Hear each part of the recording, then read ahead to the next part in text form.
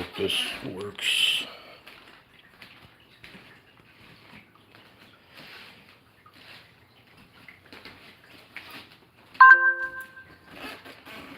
Need somebody to come in. I'll wait and let me know if the audio is good, hopefully.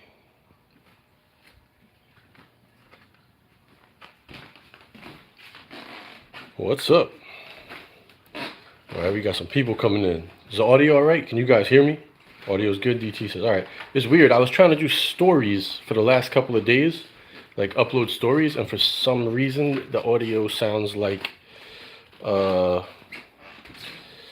it makes this like alien fax machine sound, or like something like a cross between a fax machine and dial-up modem from AOL back in the day. It's crazy. I don't know what the issue is there. How you guys doing? Glad to see everybody jumping in.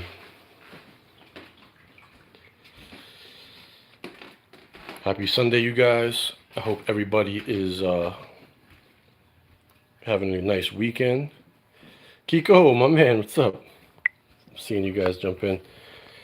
I see YouTube hasn't really fixed their mobile chat app that well. The chat disappears too fast though, but at least it's there. What happens if I hit that? Oh, I see. All right. Let me try live chat, all messages, or visit. That might keep it on. That's cool. I think it keeps it on like that. Nope, it still goes away. Doesn't matter.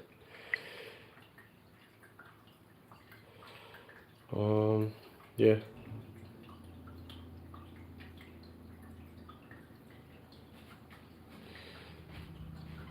Yeah, no, it was, yeah, I switched it to live chat, but I was hoping that it stayed on the screen. I hate that it goes away when people aren't chatting, because it's harder, you know what I mean? Like, it doesn't bother me to stay on the left-hand side of the screen on the phone.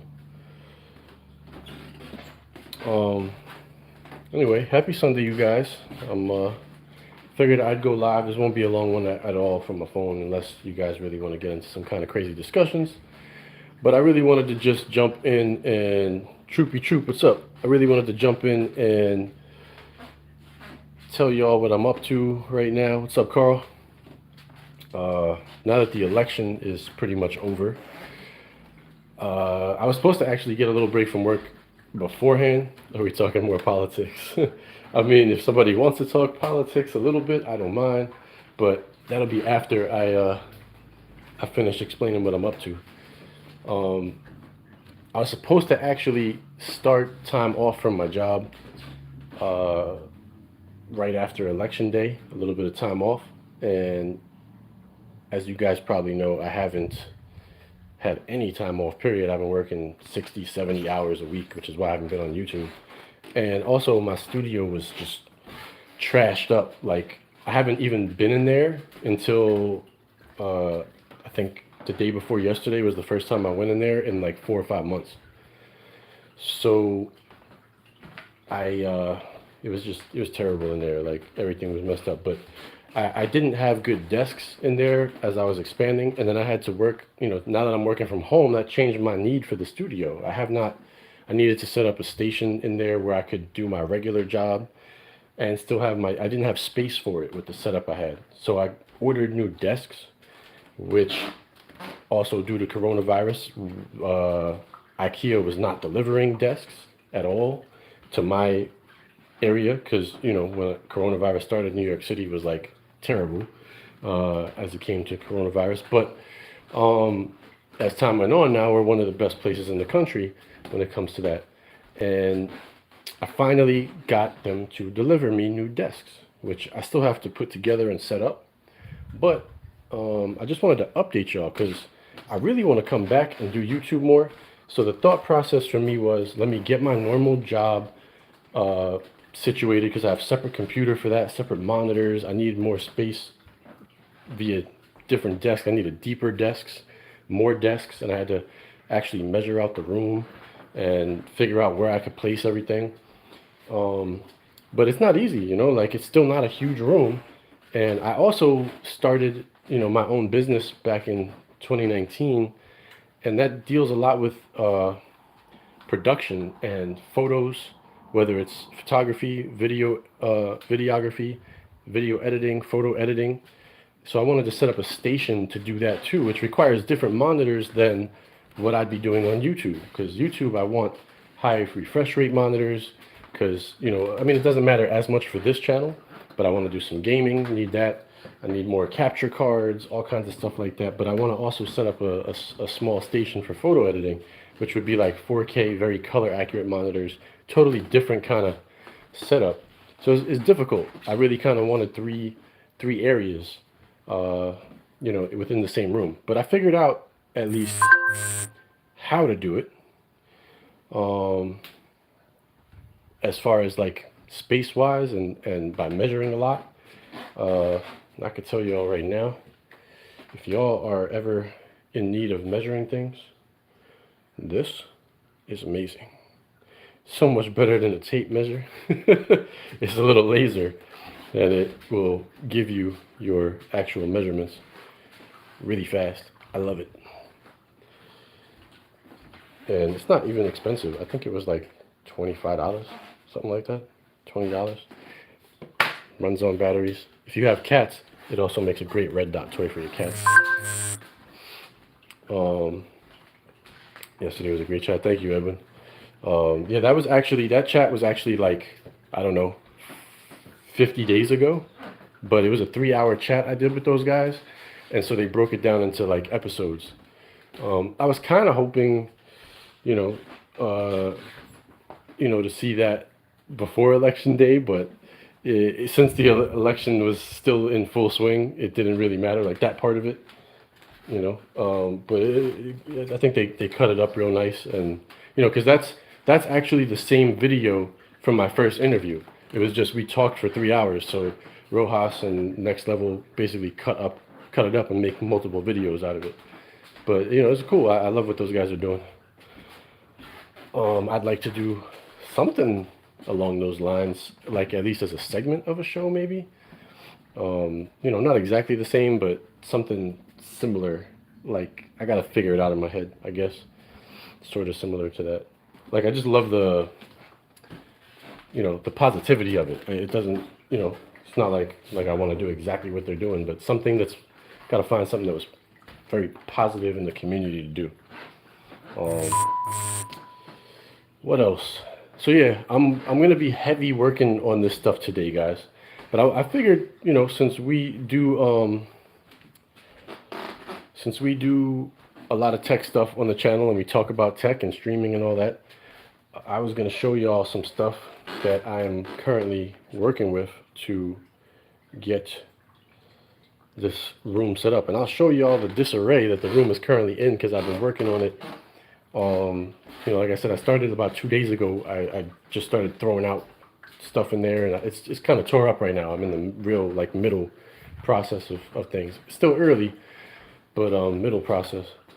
But I want to show y'all some things that I got. And let me flip this around real quick.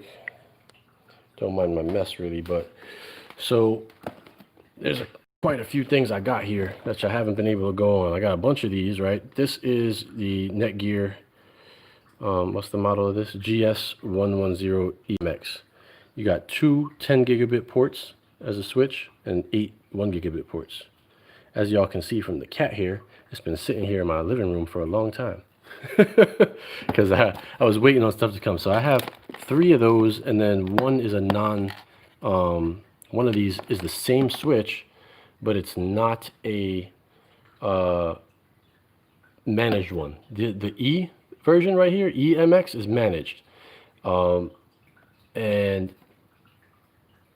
it's the just MX version is non-managed, so you just plug it in and it works. But this one will allow you to mash up ports together for link aggregation, stuff like that, if you want to. What else did I have here?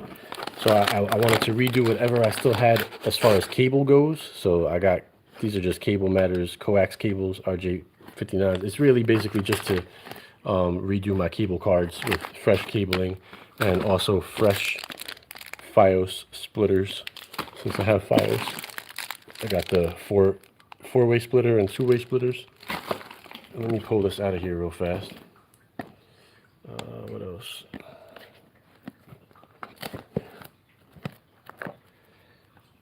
Dill, to answer your question, I see you asking about a shield. You don't really have to do anything. The shield updates its own OS all the time. Trooper wants to know what they ran for. So as far as OS goes, it'll update the OS, the apps by itself.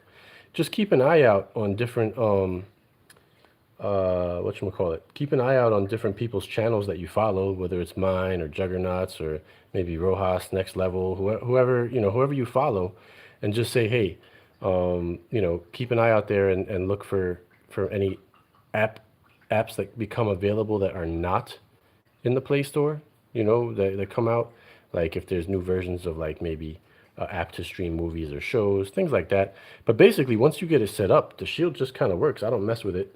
You get it set up how you want. Trooper asks, and I don't mess with it. That's my answer to that, Dill.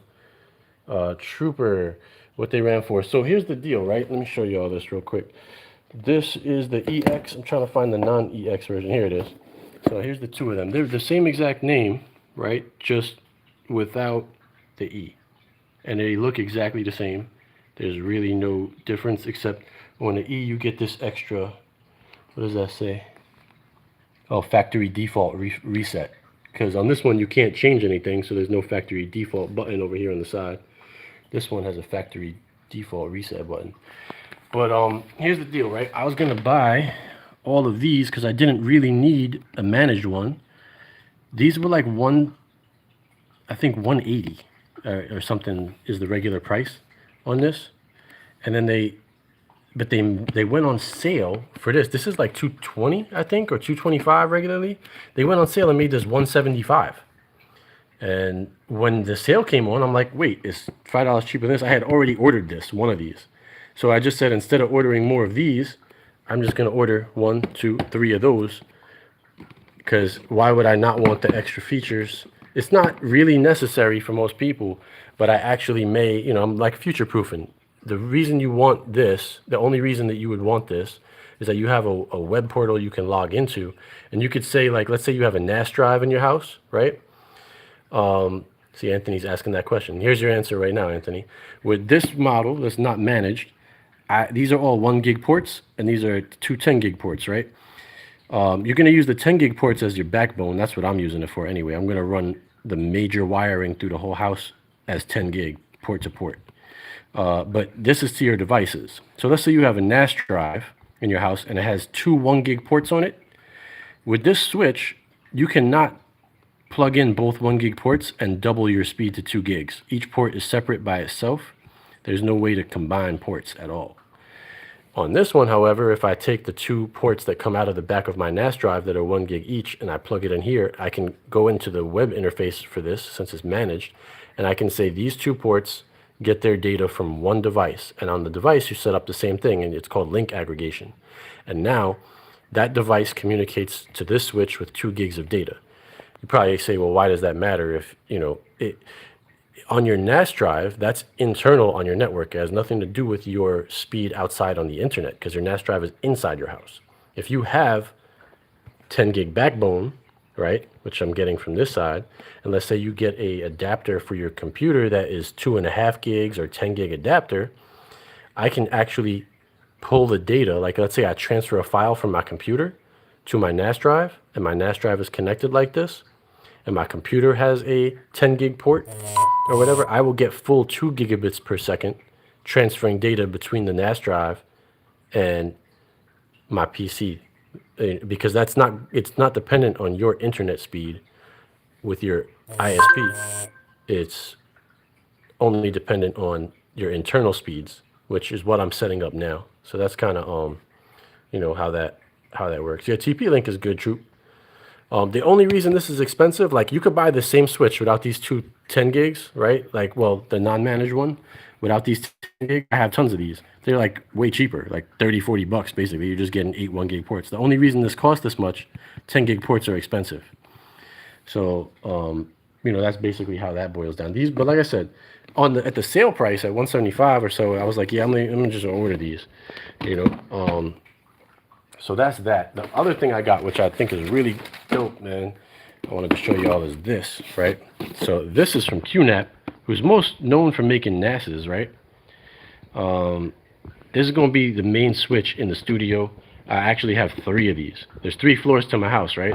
So these are the primary switches. These are going to be all in the studio on top of each other, 3 of them. And I'll take it out and show y'all. It's really cool. Notice this circle thing right here. I'm going to show y'all what that is in a minute. Take this out. So it's not big at all. It's small when you see in general. It looks, you can't really tell till you take it out, but there's my hand. It's not that big. So this is similar to this, except this individual device can handle a maximum routing of 56 gigabits per second, which seems like a lot, and it is. But the reason that it has that is because it's got a 10 gigabit per second port. So basically you want to have coming out of here 10 gigs, and you can set up to 8 gigabits going into it. So 8 gigs going in, 10 gigs going out, you got good flow. This is never stretched to its max. That's why these are nice to put at certain points. But as a primary router, as a primary switch, if you have tons of devices like I do, it might be a little bit bogged down. This bad boy can do 96 gigabits per second. And the way this works is pretty similar. You got 8 1 gig ports right here, but you have 4 10 gig ports. They could either be SFP plus or normal Ethernet. I'm using normal Ethernet. So I'm going to be using these, and basically I have 3 of these that'll be in the studio, and 1 of them goes out to each floor. I was having a whole lot of trouble. People are probably like, why are you doing this? That's crazy. I was having a whole lot of trouble, actually, once I started working from home. My wife started working from home. My sister, who lives on a separate floor from me, started working from home. We were all working from home, right?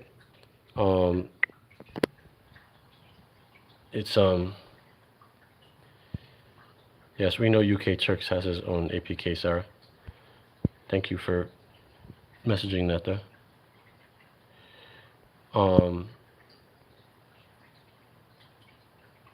So basically, I was having, let me turn this back the other way.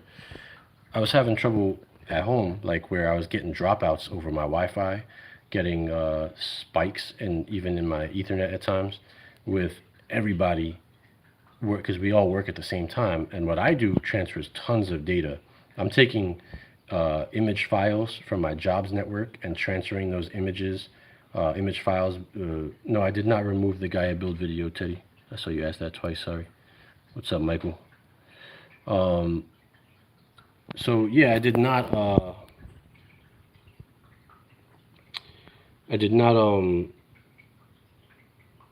was having trouble. What I do for my regular job, I got to transfer videos, photos, large files too, like could be raw files, huge TIFF files. I'm routinely transferring files that are at least 100 megabytes maybe, with no compression allowed, like TIFF files saved. And that's going from my network up into my jobs network, from my jobs network back to my network, and it's constant, fast. And when those transfers are happening, it's slowing down a lot of stuff because we got to use a VPN to get into my jobs network for security from the home network. So that's another tax on the system. It becomes kind of crazy, and my sister uses a VPN to get into her network. My wife uses a VPN to get into her network. And we all have separate computers, and we're all working at the same time. And my wife loads up something like 12 systems for her job that all run through this computer. Like, she's doing a lot of data too. It's different kind of data than me, but a lot of data. I don't know how much data my sister actually uses, but it's a decent amount too. So during the times we were all working, I was getting in trouble, having problems. So I'm taking on this big task. It's going to be a lot of work, but I'm going to get it done. What else? So those are my switches. Those are going to be the primary switches. I got the Netgear switches and the QNAP switches. I also ordered Orbi Pro Wi-Fi 6. I ordered to replace my Nest Wi-Fi because stuff with Wi-Fi 6 can handle more clients, and I got a ton of clients. When I open up my Nest Wi-Fi app, my Google Wi-Fi app, and I look at my clients connected, because I have 3 floors with 3 different apartments basically, so it's like 3 households in one house. all connected on the same thing, we're looking at, anywhere in the vicinity of 55 to 80 devices can be connected at any given time. And that's, that includes like some devices that don't take as much data, like IoT devices and stuff, but still, they're still on the network and they're still always pinging and listening. So,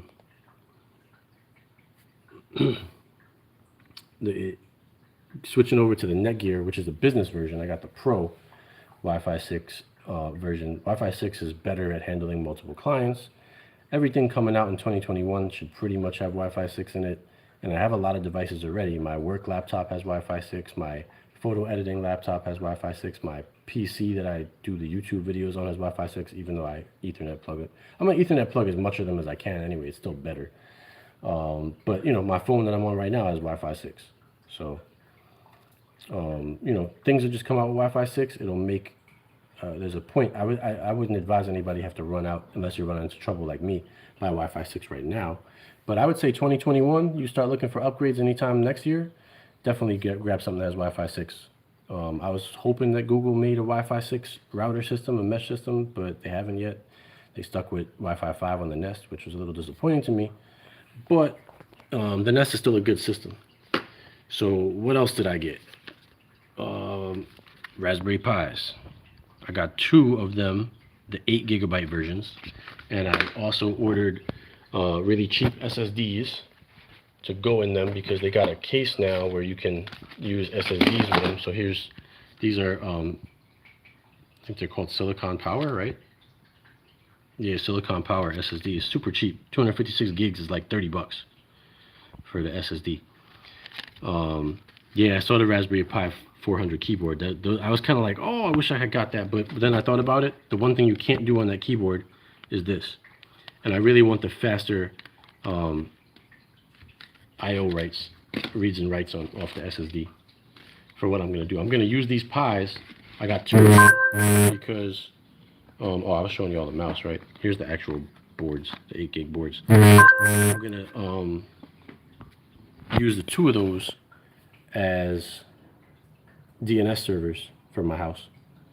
So I'm going to put Pi-hole on them, and I'll also use one of them as a VPN server so that I could tap back into my house internet when I'm away from home. So that's what I'm going to do.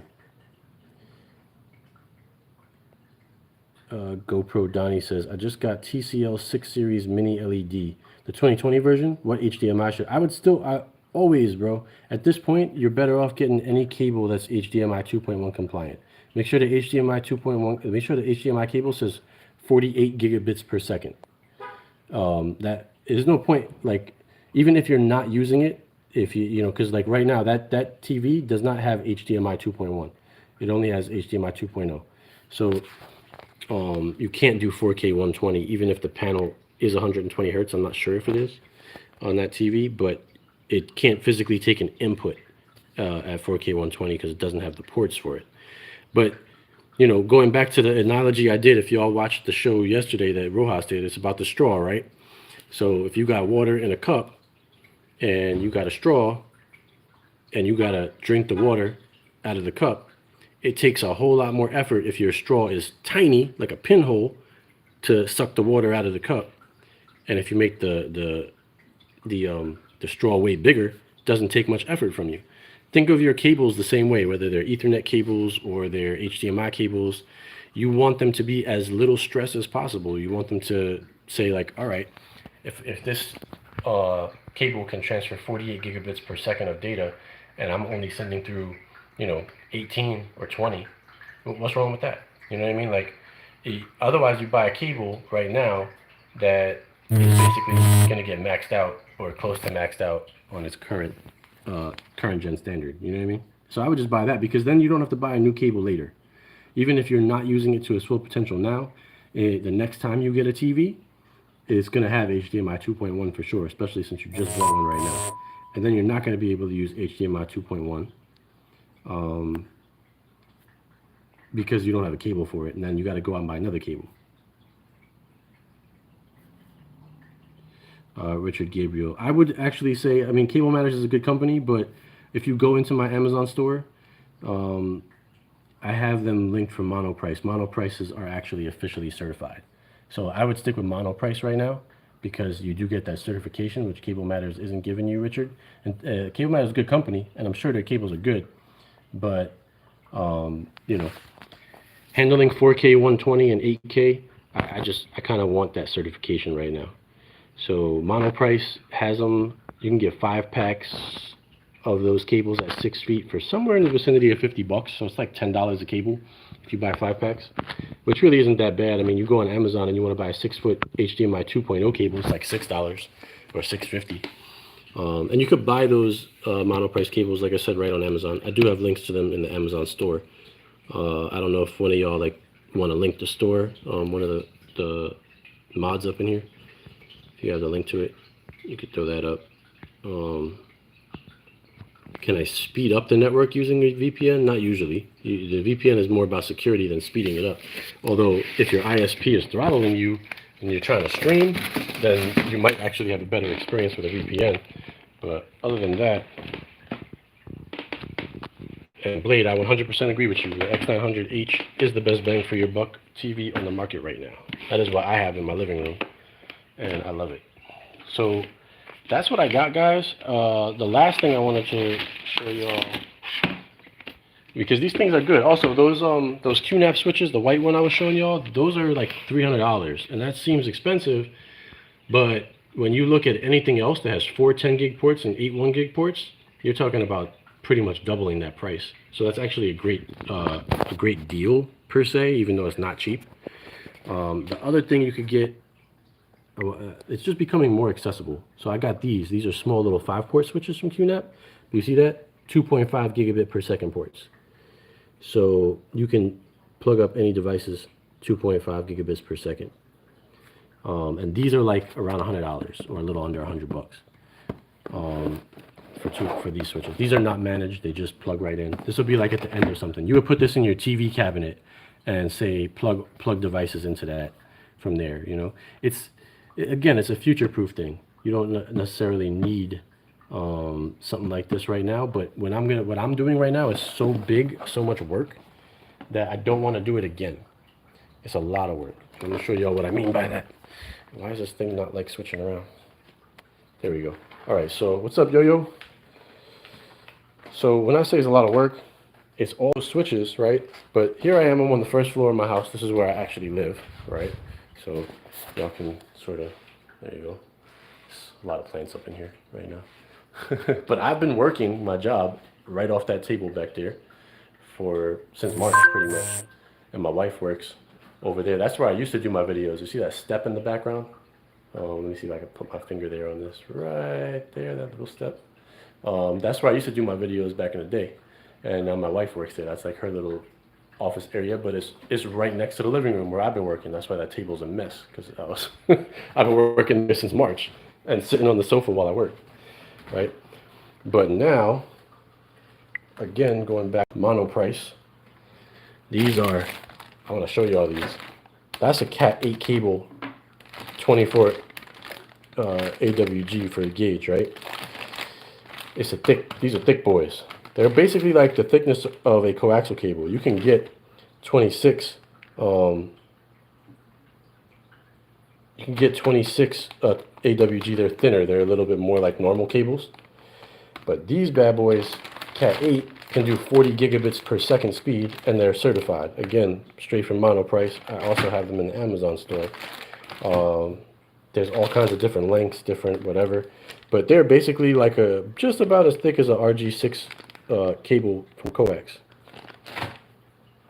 Oh yes, and I voted. I got I'm talking about tons of these. These are not certified for outdoor use. So here's something, if you guys ever have a house or whatever and you want to do something like that. This is super cheap. 100 feet is like $9.99. And they're just plastic. You can slip the cable right inside the plastic and run it outside, and now you're keeping it protected from the elements. So that's essentially why I bought this, to do that with. And I got 3 of these power strips. Basically, they're good. They got 5 volts, max 8 amps in total. These are USB outputs right here, and there's 12 plugs, and because of the angle of the plugs, they don't block each other even if you use big. They might block this way, I'm not sure, but they don't block across if you got big plugs. And you got 2 switches on the top. They're black and white. But I'm probably not going to keep these on the desk too much. They'll probably be under the desk, but I just wanted more plugs. Maybe I might have one on the desk. These were like 30 bucks. I'll probably add these to the Amazon store, but I wanted to actually use them first. I mean, they have great ratings, but I got to plug it in. I don't add things unless I've actually used them or tried them. But this whole box is basically filled with Ethernet cabling of all different lengths. So I do have to run some of the cables outside to get from floor to floor. It's a really big job. Then over here, these are new panels for the walls. I did not want to keep using the cheaper foam panels, at least on my YouTube side. And the reason being is because somebody lives, I don't know if you guys remember, but somebody lives, what's up, Streaming Wizard? Somebody lives in the apartment right next to my studio now. So their bedroom is right next to the studio. And so I'm trying to make it more, you know, trying to be a decent human being, make it more soundproof. Since I'm gonna have 3 stations in there, I really want to make the wall that separates the studio from that bedroom, as you know, it's not gonna ever be soundproof, you know, but as good as possible. I'm even gonna put paneling on the door and like let it hang over on my side of the door so that it blocks like even the gaps between, like, you know, the wall and whatever for the doorway. I'm gonna do my best to, you know, be decent, because that's what we do. Stay supreme, y'all. Always try to think of other people and be decent. So that's the reasoning for that. Let me show you all that again. So I have 96 panels here. It's gonna basically cover that whole wall. I have black and gray. So they're much thinner, but they're actually a different material that really absorbs sound better. So I'm going to do like a checkerboard panel of black and gray along that wall. Upgraded mics, and you'll notice I got 3 of these. That's going to be because there's 3 stations going to be down there. So those will be the new mics on YouTube. I got all, you know, other stuff coming for those as well. This is aux cables. No, these are cables to go into, because I have my old monitors. What's up, Sean? Want to put some soundproofing on my entrance door. I tested how loud I could turn up before. So, yeah, I mean, it definitely helps, you know. The problem is I live in an old house. You know, the house was built in the early 1900s. And even though the basement, which is where the studio is a newer construction, it's still, you know, in general, the old house. So it's not the best at soundproofing.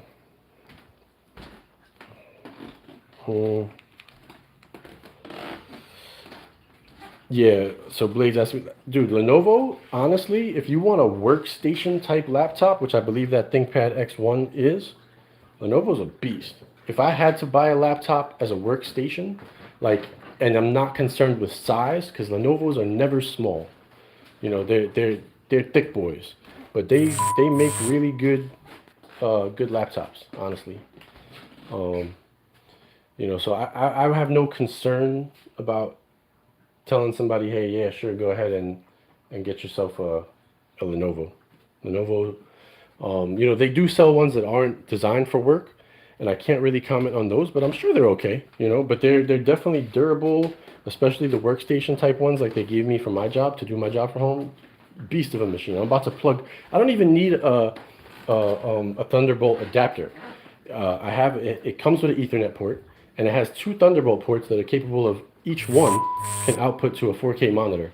So I have 2 1440p monitors that I used to use. I'm going to use that for my regular job stuff. Hang on a second, guys. Let me just, hopefully this doesn't cut out.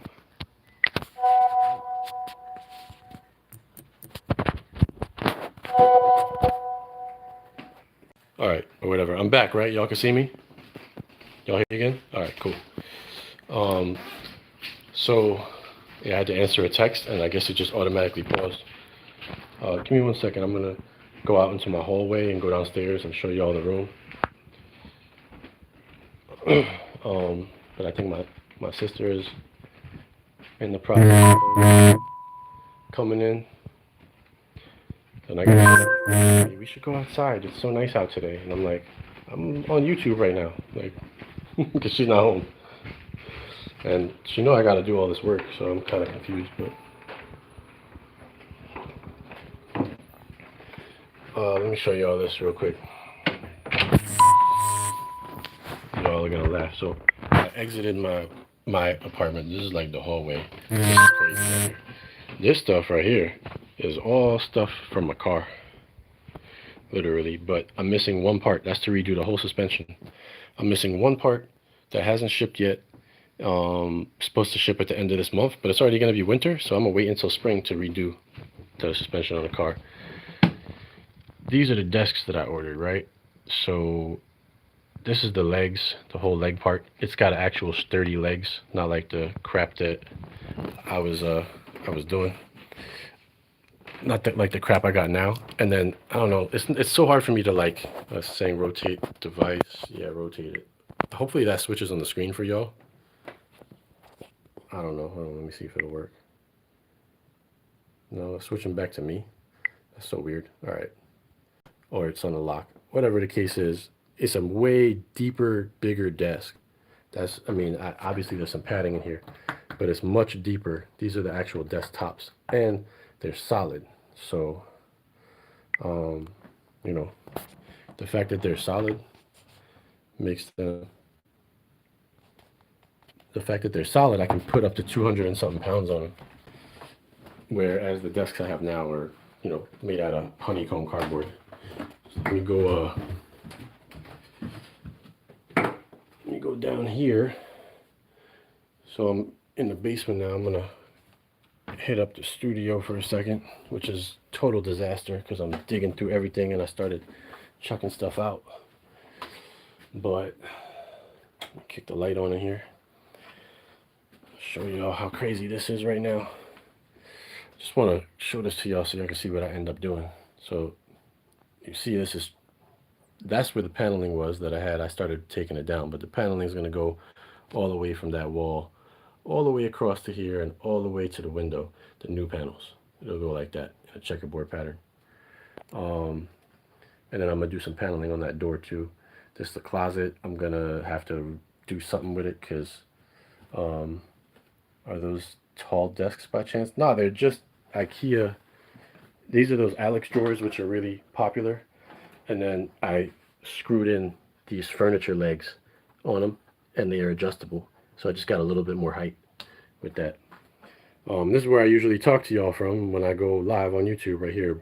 Of course, not with all this crap on the desk. That's just because I've been clearing out all the space, but the desk goes around like that. The new desks are going to be much wider, so instead of stopping right here, they're going to come out to like maybe right here, and then go all the way back to the wall. So I got new lighting coming as well, new panels. The desks now are going to be from right here, from this spot right here. Let me show y'all. I'm going to back up, keep your eye on that spot.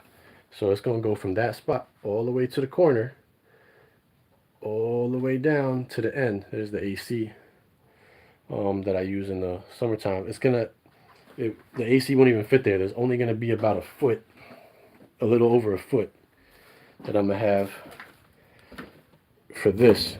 That's going to go right up in the corner here and out to the window so that I could exhaust the AC in the summertime. And then this is the back of the room. So this is what you guys can usually see when I'm on YouTube, right? And I'm going to get rid of that. And there's going to be a whole nother desk right there. That's where I'm going to work my regular job from. So it'll be opposite. So when I'm on YouTube, you guys will see my work desk in the background. So it's a lot of work, guys. And then I got to drill holes right here by this window, in the plastic part of the window here, so that I can run cables out. Right now, my whole network is set up right here. Like my Nest Wi-Fi that's the primary router right there. And I got all my cable stuff right here from HD Home Run stuff is there. There's my coax converter. Yeah, that's Jerry Rice GoPro. And this is my one switch. So this one switch down here is running to the whole house. and it's only one switch. Got my NAS drive on the floor over there, and as you can see, I got garbage bags everywhere. I'm like just been throwing stuff out trying to make this closet work. This is going to get rid of in the corner. I'm gonna put drawers going up over there. It's a lot of work, but it should be really. Why does it keep? Oh, is it actually switching? I think YouTube cycles between my two rear cameras. Let me see if it's true. I'm not gonna move. So this is wide. It should get closer. Sure it does. It uses two of my back cameras, 2 out of the 3. That's pretty dope.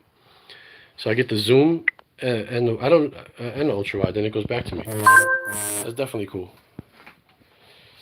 Yeah, I ran into Jerry Rice on the street, GoPro down, and I didn't even know it was him. Like I wasn't paying any attention. He stopped me, and then that's how I ended up with that. It was kind of funny. But yeah, a lot of stuff got to go in the garbage down here. These are really dope. Let me show you all these. I use these for photography, but I'm also going to use them for YouTube. This little light right here. Well, this one's on a stand, so I'll show you all this one. It probably doesn't show up so well in the camera. It's got a diffuser, the light's inside, but you can, let me turn this on. I don't even remember how to turn it on. So I haven't messed with it in a while. Power button down here, or right here. Oh, there we go. All right. So it's got a little thing on the back, right? And it goes through all these gel colors for photography. And then you kick it on. I believe. I forget how to do it. Oh, I'm changing the colors now. So there's blue. Oh, there we go. So they basically, it's hard to see but it's blue. I can change the colors. There's like tons of colors on this. So I'm gonna put these on some stands like back here. So you can see it bouncing off of that. See how I turned that blue back there? So I'm gonna put these bouncing off of stands so that everybody, I can make like a RGB background, like a whole, like literal setup of RGB. Oops, I messed that up. I don't know what I'm doing here. I'm trying to turn it off, but it appears that what I'm pressing is not turning it off. Oh, there we go. All right, it's off. I can fix it later. But yeah, man, that's so I got 2 of those lights. So what I'm gonna do with those 2 lights, I have no idea where the green screen is gonna go. I think I'm gonna be green screen-less. I don't really think it's necessary. I might use it once in a blue, but I'll probably put it in the closet and only use it when I have to. But yeah, it's gonna be a lot more desks. So, a lot more desk space, a lot more depth to it. The corner by the window will basically house all of the networking. So it'll be like my little station over there. And what else? And then I gotta wire all this stuff out. It's gonna go up across 2 floors. So basically the whole backbone of the system is gonna be 10 gig Ethernet, and the Netgear Orbi Pro router system that I ordered does 2.5 gigabit backhaul. So the whole point of that is that when I'm done, I will have all the wiring capable of 10 gigabit, because even though the wiring is 40 gigs, I'm making the wiring and the switches 10 gigs. I don't think we'll ever see 40 gigs probably in my lifetime, maybe, but I don't want to upgrade. I want to do this again. I want to do all the work, get it done, and the only thing I have to actually change is a piece of hardware. Like a switch dies, I get a new switch. My router dies or a better router comes out, I change the router. I don't want to deal with the wiring ever again. I want it just to be done and set up. And, maybe if one wire goes bad, sure, I got to fix one wire, but that's way better than, continuously upgrading stuff all the time without a plan. So I definitely spent a little bit more to get this, set up. But I think, it's going to help me get online, and then you'll move. Now, I own this house, DT. I ain't going nowhere. This house is basically like a retirement plan for me. I mean, I do have a 401k, but the house is like another part of a retirement plan because the value always goes up. It's just eventually it'll go up, and when it's actually fully paid off, then it'll be a good value. I could move then maybe, but it's not paid off till I'm retirement age. I'll be 65. I believe, when this house is paid off, and then I could decide like maybe I'll live here just paying property taxes and it won't be that expensive. Maybe we sell the house and move to some place that I could buy a whole house and still have a bunch of money in the bank or something after the house sale. Who knows? Um, you know, it's uh, it's basically a way to try to just ensure that there's some extra money when I'm old. But I love this house too. So it's a really nice house. When you have three separate apartments in the house, it's pretty dope. Even though like I only use the first floor in this one room, but that could change one day down the road or whatever. Who knows? Uh, but the whole point of me doing all this is that I'll be working my regular job, basically sitting right here, and all I got to do is swing myself around to the other desk, and I can fire up YouTube. So I'm hoping that lets me get online with y'all more, because working upstairs, and I can't even take short breaks. Like I might have like a 30-minute break, right? Where I'm like, yo, I'm gonna take a 30-minute break. I could go on YouTube and do like a quick 30-minute show or upload a video or do something like that. And hey, Blackbird, um, you know, I can't do that from upstairs. Like everything's off. It's all turned off. I don't have the prep time to do all of that. But being right here, right next to it, I think it'll help, at least help me get back with y'all some more since I haven't been able to get on that much. That's the plan anyway. Um, that's about it. I mean, that's what I'm working on.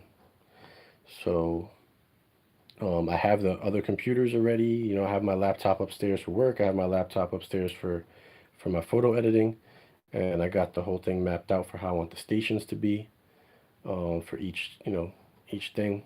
And the other thing I might do is get like a small, good TV in here because I want to get an Xbox Series X in here. So if I could find like a small 48-inch TV that has a HDMI 2.1 ports, maybe the OLED C10 from LG. I know they make 48 inches, but I'm not paying that price. Their regular price is like $1,500 for a 48-inch TV. Not happening. If they put it on a sale for like $1,000 or something, then maybe. It also makes a really good computer monitor. So it could sort of serve a dual purpose, but that's about it. Other than that, it's pretty much good. Black Friday for TV. Yeah, I'm gonna take a look, but I mean, I kind of spent myself out doing this network, all this upgrades, so I don't even know if I'll be able to do that. Um, yep, I think you're right, Blade. The LG. I wish Sony, like, hopefully next year the 8, because I love having the Android TV OS built right into the TV. So if I don't buy one this year, which I probably won't because I kind of priced myself out already, I will probably instead wait till next year, and I'm hoping that like the next Sony OLED, that they make a 48 and it has Android TV built in. I'm telling you guys, like, you guys know me, I'm a Shield freak. I love the Shield. But since I've had the X900H, I set it up like my Shield. Haven't turned my Shield on. I just turn on my TV and that's it. Turn it on, everything's there. I can do my Gaia, I can watch cinema, I can just go into my regular apps, Netflix, all that stuff. Open up my HD Home Run app, runs like a champ. So as much as I love the Shield, I haven't found any, the one thing that I will say, the Shield is definitely uh, a little bit faster at menu navigation, and you know it's got a 1 gig Ethernet port, so it's good with that. That all TVs, guys, every TV you buy, doesn't matter what TV it is, you plug it in with Ethernet, it's got a 100 meg uplink. I have not found a single TV with 1 gigabit per second port, even the X900H, 100 meg uplink. People think it's crazy. They're like, oh my God, why would you do that? Just put it on Wi-Fi. You get faster speed on Wi-Fi. It's true, you do. But you really got to be reasonable and ask yourself, what do I ever do on a television? What's up, Jugs? It's like, what do I ever do on a television that requires more than 100 megabit per second upload speed? 4K runs at 100 megabit per second. It's under that. Even like a Remux that's not compressed is like 80 megabits per second. So you really don't need more than 100. But people, people get like, they think it's crazy. I still think it's stupid. Don't get me wrong, because 100 meg port and a gig port, what's the difference in cost to like a company like Sony? They're a huge company. Why would you not just put a gig port in there and make people happy? It's probably like $1 extra for you to get a gig port instead of a 100 meg port, and you're not going to put it in. So weird. You know what I mean? Um, oh my other, yeah. I'm sorry. I can't help that. That's people typing in Telegram. So stop typing in Telegram, guys, and my buzzing will stop. What's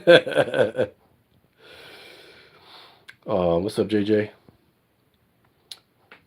So yeah, that's my thought process on that. Anyway, like I'm pretty much set, ready to do this. It's just a lot of work. So I'm gonna get down to it today. I don't know. Now the wife is telling me it's nice outside. We should go outside, and I've already settled into starting this up. I already got the room looking like a mess because I started tearing stuff out. So I don't know. I hate leaving stuff like that. But I don't know. We'll see. Happy wife, happy life, right? So I might have to go outside. Um, but I really want to get this done. Um, what else, guys? The only other thing I could say is um, decency. I mean, people started talking about that a little bit. I don't want to get into politics too much, because I've pretty much shown y'all what I'm up to now. Not much else left to say on that front. But since a lot of people watched the show on Beyond the Streams, and there was a lot of political talk, I, I I'll clarify my stance very simply on that. Just saying that you know it's I do believe that nobody is 100% right and nobody is 100% wrong. Um, and that's with everything in life. It's not just politics. Who any of you people that are married or been in a relationship with somebody for a long time knows that compromise is the way forward. There's nobody that's ever 100% right or 100% wrong. Nobody's ever going to get 100% their way or 100% the other way. You know, um, and I'm tired. When it comes to politics, I'm tired of the government not working. I'm tired of both sides, you know, just refusing to work together. Compromise. That's what needs to happen. And, whether you agree with Donald Trump's positions on things or you don't, he was not a compromiser. He compromised on nothing. So to me, he had to go. I don't care. I honestly would have voted for just about anybody other than Donald Trump. And nothing to really do with his, you take it out of, you could take policies away from it entirely. I still would have never voted for him. Just based on the human being that he is, I just wouldn't do it. Um, that's my take on it. And like I said, it's not a referendum against Republicans because like I said, I do believe in some Republican ideology. Like I'm all for people keeping their guns. That's a Republican thing, and people say the Democrats are against that. You should be able to have a gun.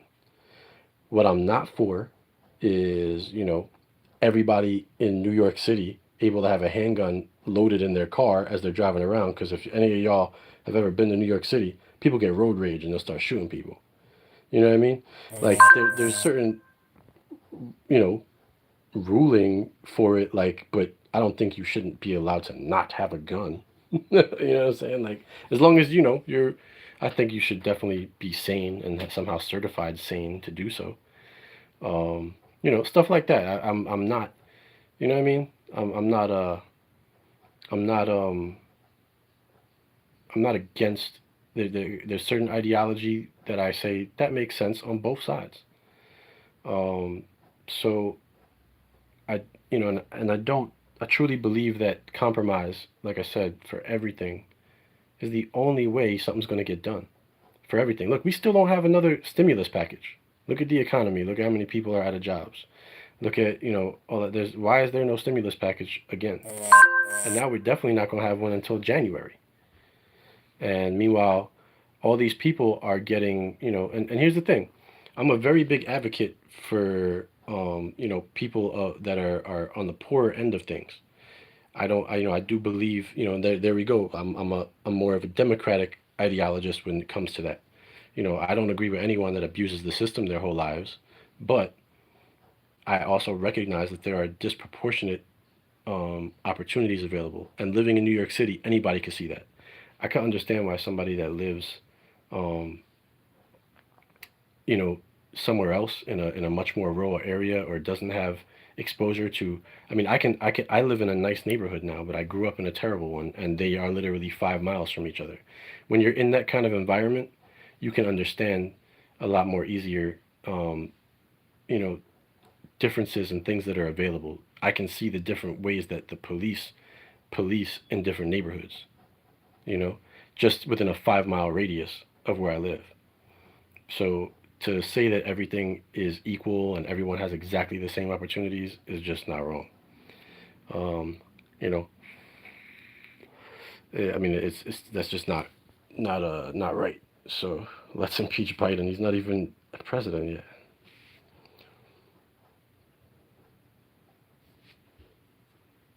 Um, yeah, Sarah, I wouldn't at all even. The man won't concede. He's not going to do anything. Um, Sorry that my finger goes there. I'm reading the, you know, reading the comments there. But yeah, it's decency, man. Morgan Freeman. No, that's Jerry Rice behind me. Um,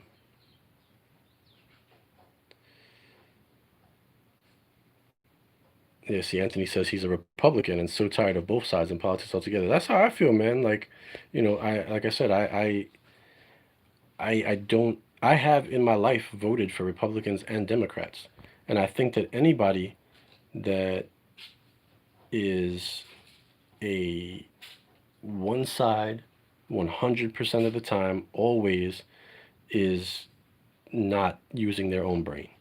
You know what I mean? Like nobody is, like I said, nobody's 100% right, nobody's 100% wrong. And they should be able to compromise. And I like what I hear from Joe Biden. He wants to compromise. He has a record of compromising. He's been able to reach across the aisle in his career. There's a lot of slander of the man, Trump's campaign. I hate that stuff too. That's another reason I would never, vote for Trump. Coming out talking about 47 years, he's done nothing. And people believe that. People believe everything that man says like he's Jesus Christ. And that's scary. Like I literally view him almost like like I don't know, like a cult leader in a way. Like people believe anything he says the minute it comes out of his mouth. No research is needed. I just believe him. And I'm not saying everyone does. That's not all Republicans. There's a certain subset of people that are like Trumpers. And those people go crazy, like I was talking about on the show, that my friend that actually started screaming and yelling at me. That's a Trumper. Like it's pretty nuts. Like when I see that, that makes me alarmed.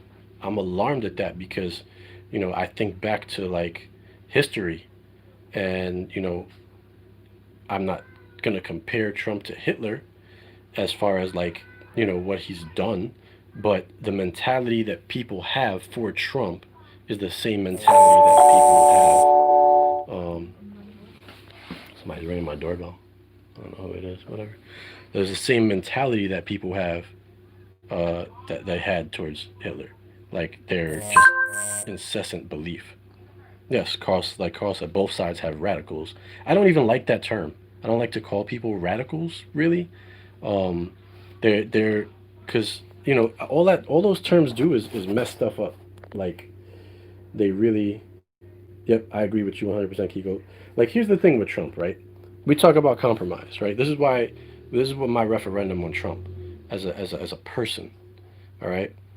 Talking about compromise, we're talking about like, um, you know, that man's been in office for 4 years, right? And when have you ever seen him? I don't care if you're a Republican or Democrat, you can't lie and say you've seen this because you never have. He has never come out ever in 4 years and made a statement that started with, I'm sorry, I was wrong. Never. Has not happened. I have fact checked this. Does not happen. Never happened. What are the chances that any human being made zero mistakes, and was never wrong in 4 years as president. It's pretty much impossible. But his personality, the way he is, he cannot admit to being wrong. He even just said, like, I can't, you know, I can't, what did he say? Something like defeat is really hard or something like that. Winning's easy, defeat is really hard, and it's especially hard for me. And he was right. He said that before he lost the election, and he still won't concede now. That is terrible for democracy. And as far as all the stuff going on, let me talk about this voter fraud, just in case there's some Republicans in here that actually believe this nonsense. If there was voter fraud going on, right? What was that news network? There's that really right wing network, even more right than Fox News, that's on TV now. Newsmax, right? Them, and then there's QAnon spewing all this stuff, and that's where people are getting this information. Plus, Trump tweets out all the time all these right wing sites. Why do people not use fact checkers? Like, you can fact check all these things. You can go to Reuters fact check. You can go to Associated Press fact check. You can go to Snopes fact check. There are legitimate places where you can get things fact checked. Like, instead of, people need to stop going to these right wing and left wing websites. And I said it in yeah, Breitbart is way too far right wing. Breitbart has a fact checker, but there's super right wing. And I've actually went to their fact checker. Their fact checker is actually wrong. That's sad. Nobody should ever do that. I think that's where you lose your entire credibility as a news organization.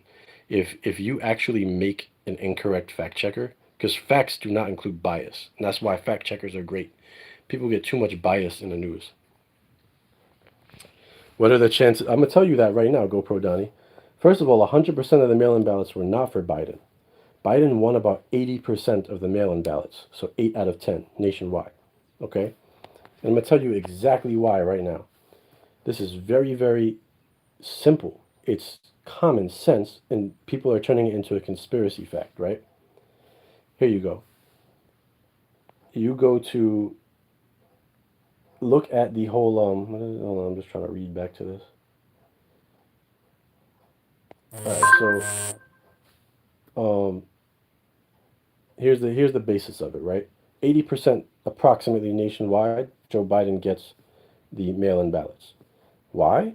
Because the entire time Donald Trump ran and was telling all of his people at every rally, every news conference, everything, mail-in ballots are bad. Don't use mail-in ballots. Mail-in ballots are fraud. Your vote isn't going to count if you use a mail-in ballot. He was telling this to all his followers every chance he got for the entire cycle, the whole election. That's all he said. Joe Biden said, listen, there's a coronavirus outside. If you're not comfortable going to the polls, you can use mail-in ballots. Mail-in ballots are safe. Your vote will be counted. Go ahead and use them. All right? That's exactly how that happened.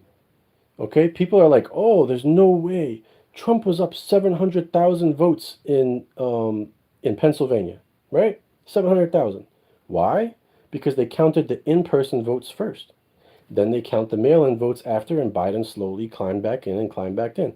At the end of the counting, pretty much, since it's almost done, if you look at the percentages that Biden won Pennsylvania, that he's going to win Nevada, he literally won by the same percentages, pretty much, that Trump beat Hillary in 2016. If that wasn't fraud, why is this fraud? You know what I'm saying?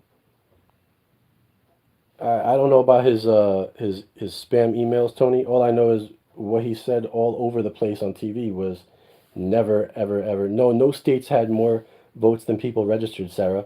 That was another false fact in Wisconsin. The people went back in Wisconsin and used the voter registration from 2016, which was something like 9.1 million registered voters. I forget the exact number, but it was like zero point 0.1, and said, oh, look, more people voted. But that's not the amount of registered voters in 2020. This is what I mean, but people just see one source for this and believe this as a fact. And if you go and you look, all this stuff is available online to actually get facts. You could have got the facts before the election. You can get them now. Like it's so crazy that people don't fact check when somebody says something. Rudy Giuliani's on TV talking about we're putting in a 600,000 votes that we're going to contest. 600,000? Really? You know what would have been voter fraud? If Donald Trump won Pennsylvania by 700,000 votes. That would have been voter fraud, because that would never happen. No candidate ever has won by that type of margin.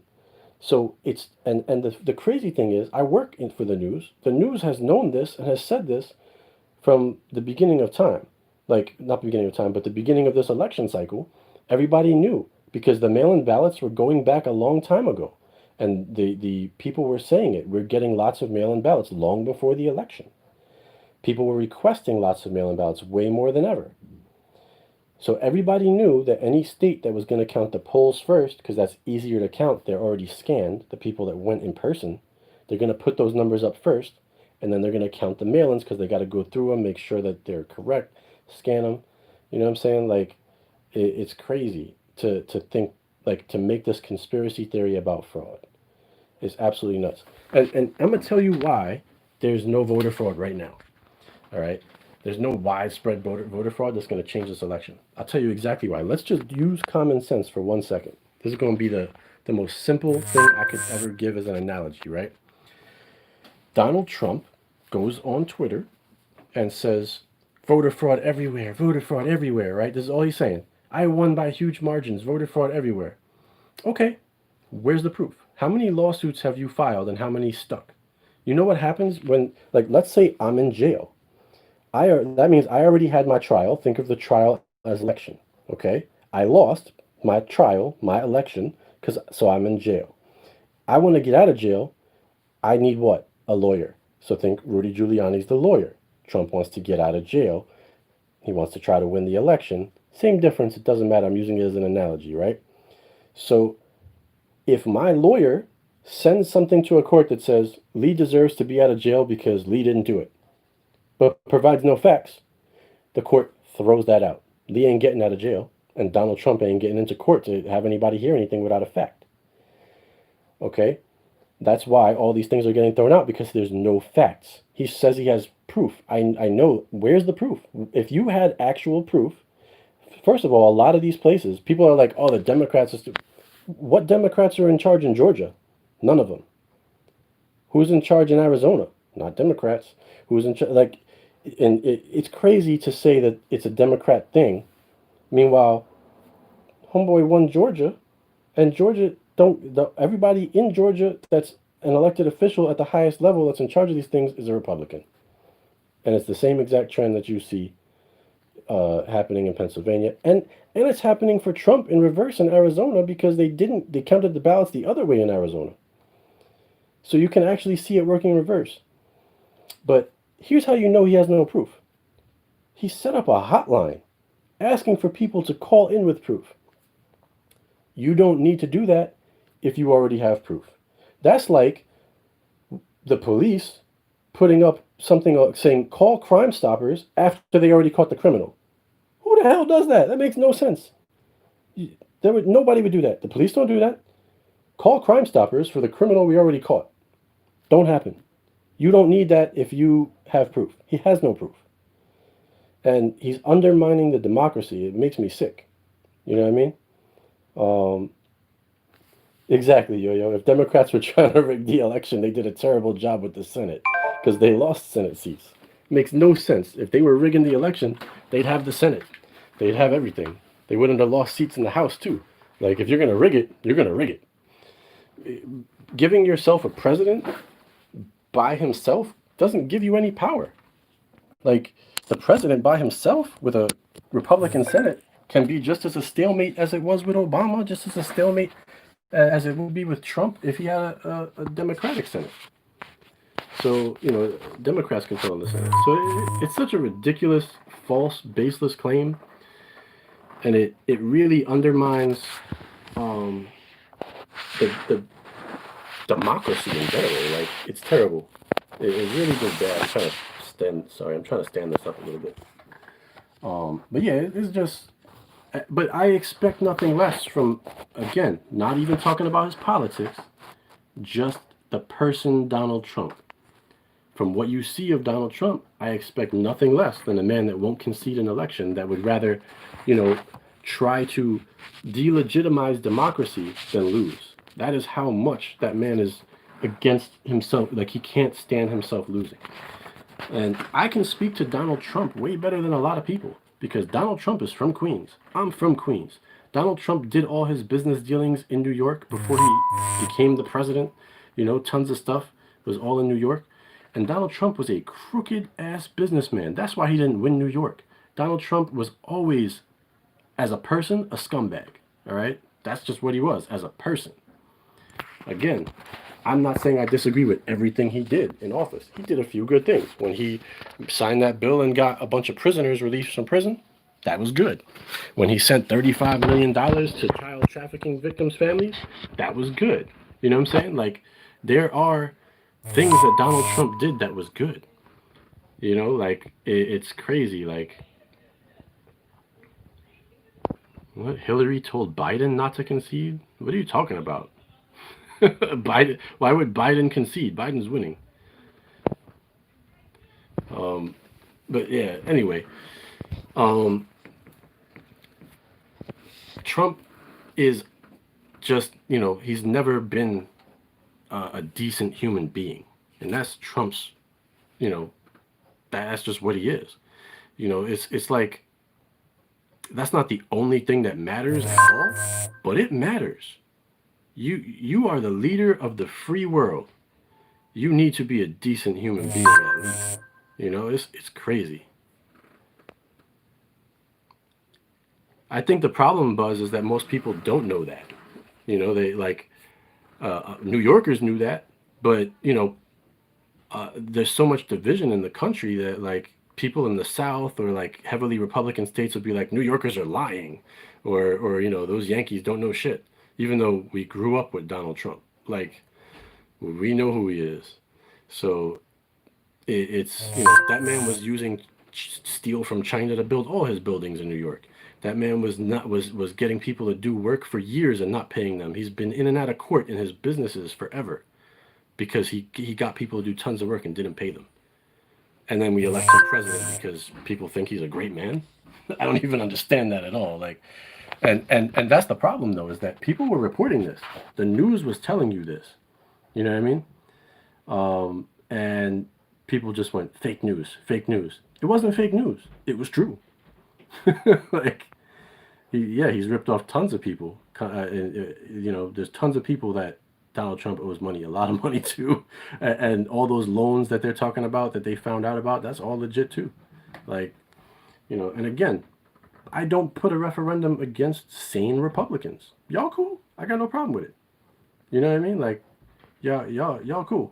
Like, no issues with it. I agree with some of the stuff that Republicans want in politics.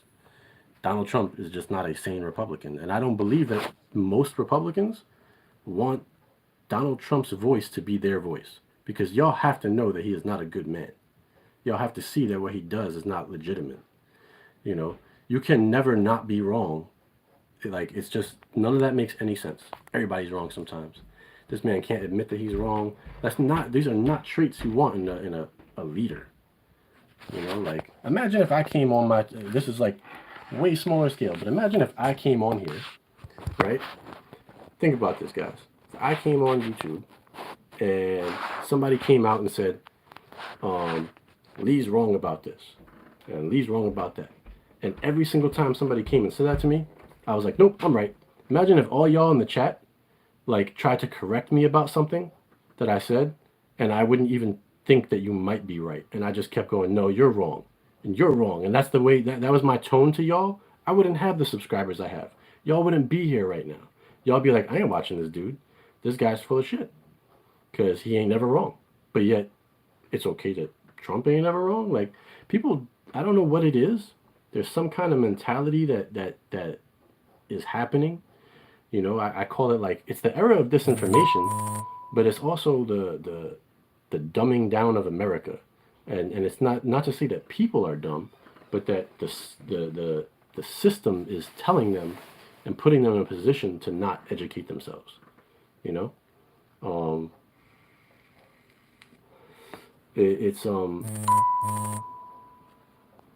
It's basically, compromise is everything. That's my whole point to the conversation here. It's not really to talk about politics because, like I said, I haven't really mentioned much in the way of politics. I'm talking about Donald Trump as a human being, um, and I'm talking about politics as human beings in general. Like, I look at the record of Joe Biden.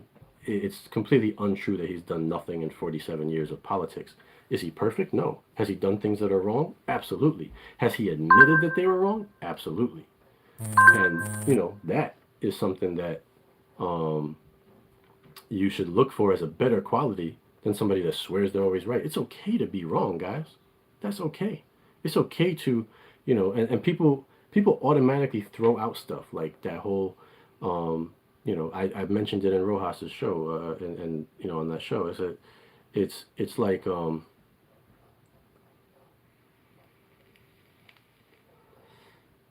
nah, music junkie, there's no reason for him not to concede. He can concede and still contest in court. He can do that. He can say, fine, for right now, Joe Biden is president elect, and I'm going to help him with his transition, but I'm still going to court. He can do that. He can help him. Even if he won't concede, he could call that man and say, you know what? In case you win, in case this holds up, I still want to help you. I want to show you what our available PPEs are. I want to show you, how many seats are left to fill in something. I want to show you all the things that are happening right now. I want to give you some briefings just in case you win. That is what he should do. Even if he won't concede, he should at least be a decent human being and do that because that is for the good of the country. And that is where he's wrong. And that's where the terrible person of Donald Trump comes through. He is not thinking about what's best for the country. You know what I mean? Oh, here we go. There is proof with the lawsuits, and Rudy G has 50 to 60 witnesses that are good. Bring them in. Bring them in. They're going to be like the blind lady in Nevada. All right? There's no way 600,000 votes are coming off of the table. Not happening. And he can bring them all in if he wants. Go ahead. Bring them in. There was another one. One of them in Michigan was like, literally, you can look it up. One person heard from an anonymous person who heard from another person that somebody was committing voter fraud, like one of the people counting the votes.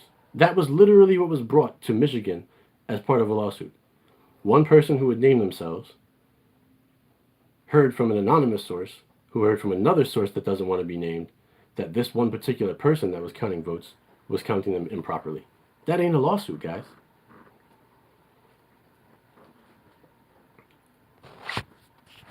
That is not going to hold up in court.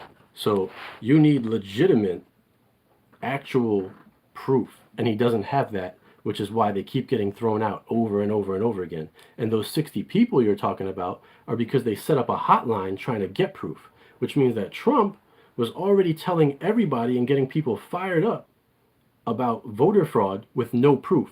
That is undermining democracy, and it's wrong. You need proof before you go out and say those things. But Donald Trump is not a good human being, and he doesn't care about the democratic process. You know what I'm saying? Like that's proof right there that he doesn't care about it. He don't care about the people. Again, forget about policies. You guys got to take the policies out and just look at what a human being is doing. That's really what it boils down to. It's human beings and their behavior. Everything comes down to human beings. Every war ever started was based off human beings and their behavior. Everything great that ever happened was based off human beings and their behavior. So when you're looking at your country, no matter what country you're from, I'm using America as an example because I'm an American, but if you have an option to vote, okay, you need to vote, to at least take into account when you vote for the best human being, the person you think is the most reasonable and decent. Damn, I can't make this thing stand up. Just hold it for now. This cord is short though. That is a consideration that should always have,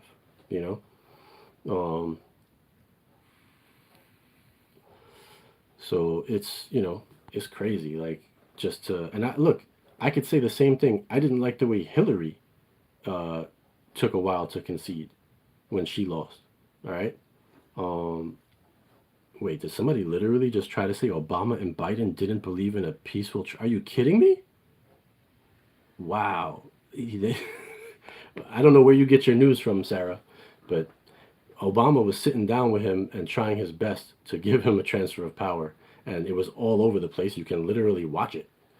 Like that's crazy to even say that. He Obama, whether you agree with his policies or not, that man was presidential. He behaved himself with class. He was somebody that was respected by anybody, world leaders everywhere. And if you didn't respect him, it wasn't because he wasn't a good human being. It was because you were a racist. Because Obama, as far as just the way he handled himself, straight class always. So again, don't think about policies. You got to separate policies from a human being. You know. So talking about Hillary again, I'm going to separate politics from policies. There's a Democrat didn't like the way she handled it, but she did make a concession speech, and she conceded. You know, I didn't like it initially, and like I said, I probably take it up to shock, and maybe Trump is shocked too. But Trump is doing more than not conceding. He's making claims with no proof. He started making these claims before the votes were even counted. And he was running around talking about stop the count in Georgia and stop the count in Pennsylvania, but keep counting in Arizona because it's going my way. You can't do that. Like, you either want to stop the whole count or you want to keep the whole count going. You can't pick and choose to make it go somewhere. Like, that's cheating. That would be voter fraud. That would be cheating. Like, he was advocating for it, and this is what's going to hurt him in court if he even makes it into a court. About the only thing that they have a legitimate claim to even take to court is the votes that came in after election day, which isn't enough to change it because that was something that the AG of Pennsylvania allowed, even though that wasn't technically a law. But they allowed it because of coronavirus and whatever, and I understand that. But you could take those away. Go ahead and take them out. He still loses. And that's because that doesn't need proof. That's just there's actually a law, and that part of it was not an actual written law. So that part, you'll go to court, you'll get it. You just got to be reasonable, people. Everybody's got to be reasonable. Like, you have to look at things based on fact. Fact check everything. Understand stuff. I work for the media. People don't trust the media at all, and they did before Donald Trump. Donald Trump came in and said the media is terrible. The media is no different today than it was before Donald Trump. And I don't agree that the media is all good. I think that, like I said, we put bias into things. The owners of media put bias into it, but they don't tell you lies. And that's the problem that people, can we agree? I agree with every recount music, all of them. And definitely Georgia should have a recount. If you want to recount Pennsylvania, be my guest. Anything that's close enough at the end of the day, maybe Arizona, recount whatever you want. In the history of recounts, the most you've ever had something change, 500, 1,000, maybe 1,500 votes. It's not a lot. It's not going to change it, but go ahead and recount it. No problem by that. Do it by hand. I don't care how they do it. It makes no difference to me. But what should happen is you should concede because you lost, and then you'll get it back if you win. But you got to start. There's a small window of opportunity for the next president who has to lead America into, you got to lead America. So you need that person to be set up and, able to succeed. What's happening now is a travesty to democracy. If this goes on until January or, late December, whenever it goes on, and there's still not even a single conversation, you haven't even told the man what's going on, you haven't even told him that would be a travesty to this country. So there has to be, you want a hand count, that's going to take time. I'm fine with that. But in the meantime, work as if the election results are correct, because most likely they're going to be. And then if they're not correct, fine. You can stop and you continue being president. What's so hard about that? That's decency. That's caring about America more than yourself. That's what that's about. What Republican do I see running in 2024? I wouldn't be surprised if Trump runs again. He can.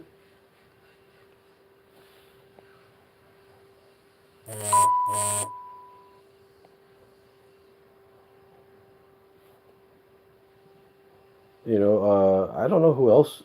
The problem with both parties, honestly, um, is that both of them don't have very good candidates. There's nobody that's super exciting. They don't have a lot of youth in politics. And the ones that are younger, like, I feel like we're governed by a ton of old men in general. And there's so much change in the world and technology, that you need more youth in politics. And I understand that you got to be, what is it, 35 to be president. And I get that. That kind of makes sense. Like, you need a certain level of experience to some degree. You should definitely have at least some sort of track record to lead the country entire, to be the leader of the country. But people should get into politics at the earliest point possible if, you want to be, um, you know, yeah, maybe Paul Ryan. Yeah, I mean, there's people. Yeah, AOC could technically run in 2024, but, you know, I, I don't, I think that that would make the most, like, divisive election at that point. If AOC wants to run, I think we need the country healed first because that's just going to become, and it's not her fault. It's just the country's already so, you know, Andrew Yang. I like Andrew Yang. Like, he's a reasonable dude. He's cool. I like that dude. And he's young and he's got fresh ideas. That's what I mean. Um, you don't have to agree with everyone's politics. But I think we need young people like that. Like, AOC is young. You agree with her or not, I don't care. She has ideas. She's young. She understands technology. Andrew Yang, not AOC. She's not a, whatever you want to call. He's not an extreme left person. And, I don't like labels like that. But his politics are different than AOC's. But he's young. He understands technology. He understands things are changing. You need more people like that getting into government because it's been stagnant. You got the same really old guys that don't really, even if they try to learn, they don't fully understand it. They don't keep up with the changing times yet. The guy from Ace Hardware is my mayor.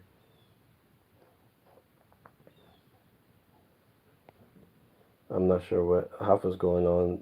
You make so many separate comments. I'm trying to, like, put them all together.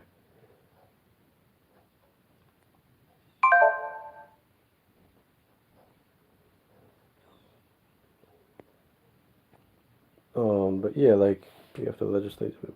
Yeah, I 100% agree with that, Tony. Like, the oh, I would never want to see Trump Jr. run. The way he tweets on Twitter, he's just another version of his father. He just spouts out lie after lie, like, just anything that makes his father sound good. He'll do the same thing for himself.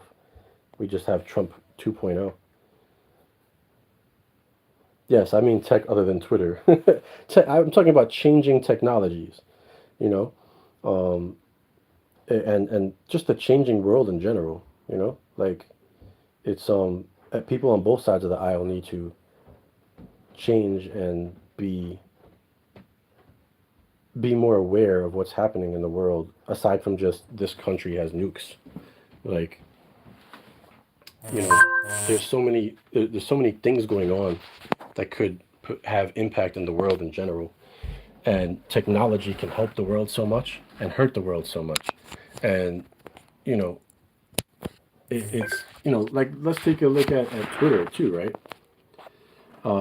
Twitter sent, like, you look at Trump's tweets now, he's tweeting like a maniac every day and they're censoring his tweets. They're still there, but it just says right underneath the tweet that, and it's true. He said and if he wrote voter fraud, you can't do that. When you have that many people that believe every word that comes out of your mouth, you're going onto technology and saying, okay, I'm going to tweet that there's voter fraud. Those people are going to believe you, and there's no proof yet.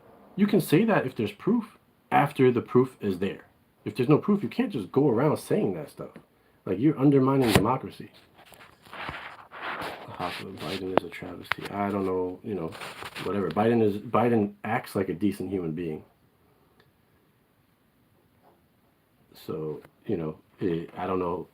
Thank you for your service, but if you think Trump is good and as a good person, and Biden is a bad person, I'm not talking about politics. I'm just talking about the way they speak to people, the way they interact with people, the amount of respect they have for people. I disagree. I disagree with you 100%. There's not an ounce of fiber in my soul that will ever believe that Donald Trump is a more wholesome person or a better behaved person than Barack Obama, than Joe Biden, than look, like even the worst politician is better than Donald Trump as a human being.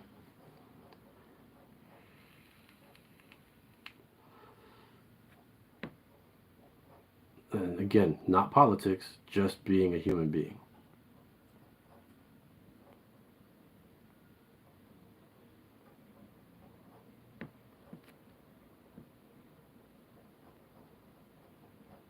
The media has no bias. Are you kidding me? Yeah, man. Sorry, Mr. Hoffa. Like I said, thank you for your service. One of my good friends is in the 82nd Airborne too. I'm guessing that's where you are as well. And my best friend is in the 101st Airborne and was killed in Iraq. So I do greatly appreciate your service, and you're entitled to your opinion, but I'm not going to agree with that opinion at all. I work for the media, and I'm telling you they're biased. So it would be like me telling you something about the military, and me not being a military man. Those are the kind of things that kind of drive me crazy. Like, we should listen to the people that know about things. If you want to tell me about, properly breaching a room, or you want to tell me about how, Humvees can be improved for the military when they're used in war, I would 100% listen to you. That's what an expert is in a field. I've worked for the media for 20 years, almost 21, and I'm telling you that the media is biased. They don't lie to you, but they're biased. like, that's what it is. It's like the owner of a media company wants to get their point across, and they want to get their views out, whatever those views are. It's a way for them to have control of something. So what happens is, what you end up with is, like, you get actual facts. People that, like, this is the thing, the most divisive thing, right? Trump said CNN is fake news, and Fox News has their slogan of fair and balanced. Neither one is fair and balanced. They both have bias. They bias in opposite directions. One leans right, one leans left. But when they tell you a story, when they tell you the facts part only of a story, they are giving you the same facts. They are the why part is where it changes. And who, what, when, where, why. The why part changes because they want to spin it. Why can be interpreted as opinion. But who did something? They both tell you the same person did it. Where it happened is the same place. When it happened, that's the same thing, right? Why? That's where you get your opinion instead of fact.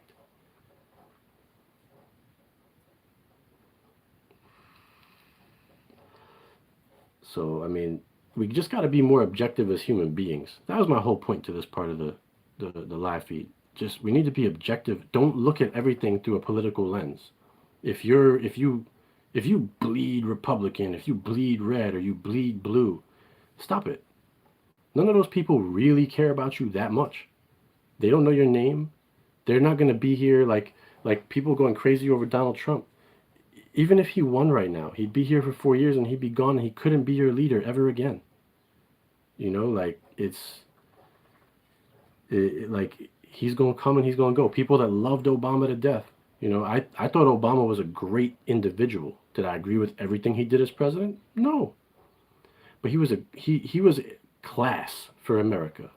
Like he was a president that conducted himself. Just his conduct, personal conduct, great. Like the way that he was. No scandals, no blowjobs in the Oval Office, no I'm always right 100% of the time. You know, it, he had humility, decency. He projected what a leader should look like from a standpoint of a human being. And anyone that says otherwise, honestly, it can't take politics out of it. I'm asking you to take politics out of it.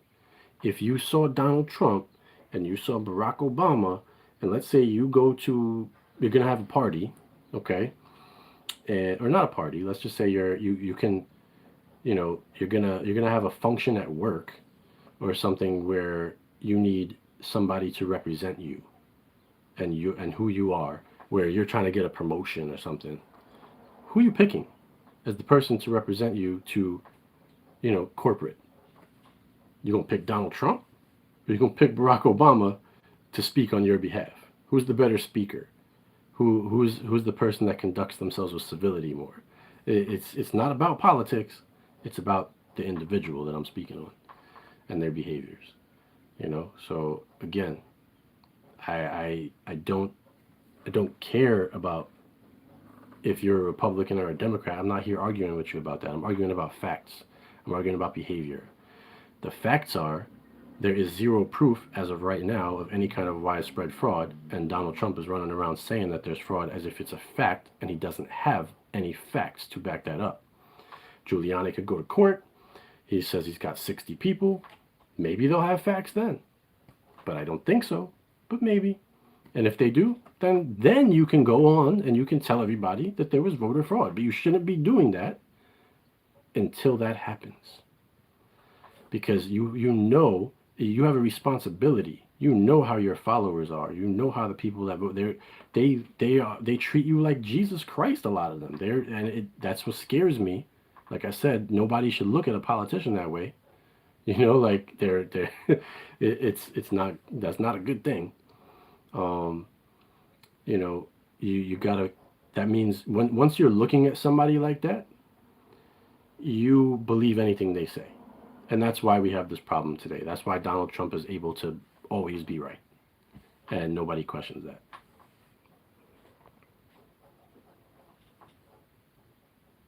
Yeah, no, you're absolutely right. Blackbird's right. I don't think Andrew meant funny in that way, Blackbird. I think he was just trying to get the point across. But it is that, listen, again, being in the media, I could tell you that Obama was treated very poorly by Fox News. I know this 100%. Not only on the air, off the air, the way that he was spoken about, all that. But they did not like Obama,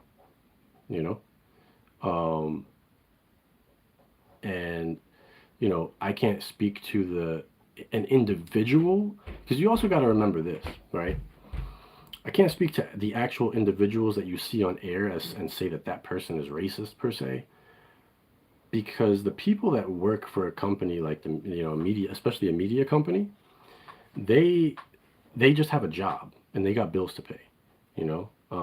I could tell you that in places that I've worked, in offices that I've worked in for the media, right? I've had 90% or so Democrats, people that are actually Democrats and believe in democratic values over Republican values, working somewhere where the owner and the news being put out is actually Republican, has Republican bias or leans Republican. So I can't say that I blame the individual. Certain individuals for sure. Alex Jones, no doubt racist. Those whack jobs out there, they leave themselves 100% open to that. They say it basically. It's crazy. But working on the print side of things, right? Like if you work at a newspaper, you got to realize that there's hundreds of people that put together a newspaper every day. And just because you read that newspaper and it's even if that newspaper says something, that you don't agree with, if it's a Republican leaning newspaper, whatever the case is, you may actually have almost everybody that's putting that newspaper together could be a Democrat. But they got a boss and they got to do what the boss says. So, again, that's like separation. Like I keep trying to bring that back up, a separation of politics to personal, separation of all that kind of stuff. We need to think before we just spout things out. We need to research before we just say something. Nobody should just, if one person says something and you immediately take whatever that person says as a fact, you're not doing your job as a human.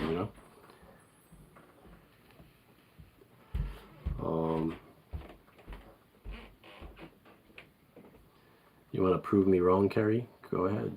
Try your best. If I'm wrong, I'll tell you I'm wrong. But if you're talking about proving me wrong with the media, like I said, I have almost 21 years behind me in the media, first-hand experience. So you can tell me whatever you want. Yeah, I don't know what you're gonna, if that's the part you want to debate with me about, I would highly, suggest that, would be a waste of time. But anything else? What does a news station stand for, and why should Obama care about Fox News? Because every news station stands for something different. You got to look up who owns a news station, and what business that person is in aside from media. How does influencing politics better what they're trying to do with their business? That's what they stand for. Oh, you're asking Sarah. Okay, so I'm going to answer Sarah's comment. So Obama cares about Fox News because they influence people, because they influence people's opinion. And if they're it's why would you, let me ask you this, Sarah. You're a nice woman. I've seen you, plenty of times, spoken to you plenty of times. What if somebody just said, Sarah, Sarah touched my kid? What if somebody said that about you and then spread it throughout your town and you didn't do it? How would you feel? That's why Obama cares about what Fox News says. That's why anybody cares about because they're speaking to a whole town, which is America, a giant town. You know what I mean?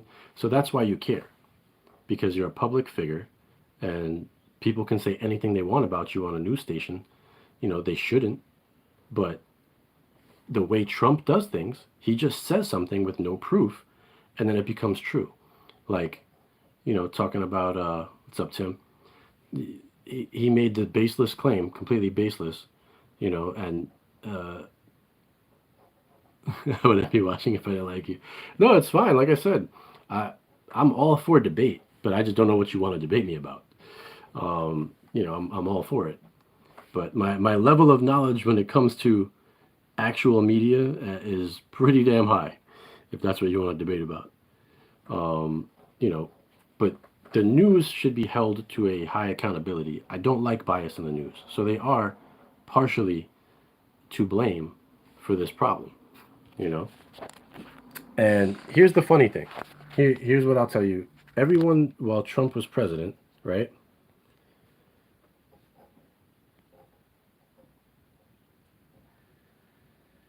Except Fox News was way more petty. Oh yeah, Fox. They really were not nice to Obama. I'm 100% down with that.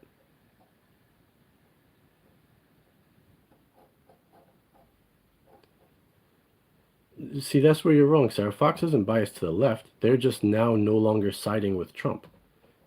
They're still Republican. Trust me, their owner is a big-time Republican. They're never going to lean to the left. They're just not siding with Trump because now it's down to America's democracy versus Donald Trump. And it's okay to break norms as president when you're Donald Trump, whatever. Fine, you broke norms, you did whatever. You should not be breaking democracy. There should be class and dignity at this stage in what's going on. And unless you have actual proof, you shouldn't be running around saying what you're saying.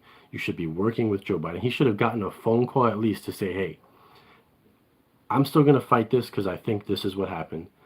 But I want you to know that it was a good race. I enjoyed debating with you, What you do the decent thing, and he's not doing that. He's not doing what's good. You want the people of America to see decency during this time, and he's turning it into chaos.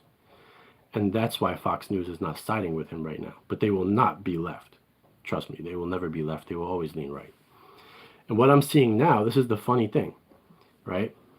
The funniest thing about this is that during Donald Trump's presidency, the people that were like biased in a way would always tout Fox News as a source. You would see Fox News source or Breitbart source or whatever all the time. But for a TV source, it was Fox News.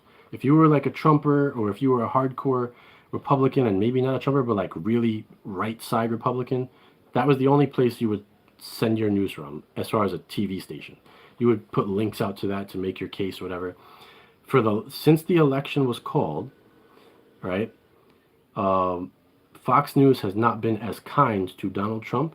And now I see people all over the internet talking about, oh, I get all my news from Newsmax because they're trustworthy. You weren't talking about Newsmax at all.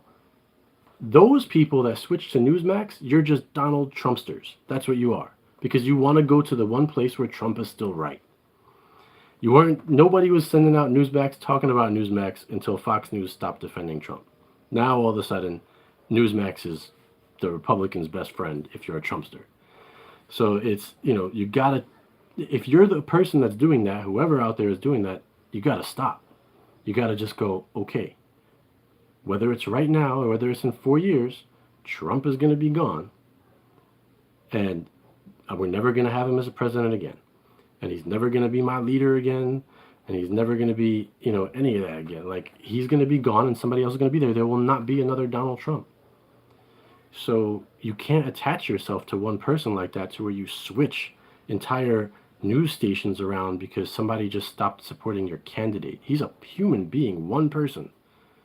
That if the Senate was Democratic, he wouldn't have been able to do anything he just did all year. Not one thing. Not one.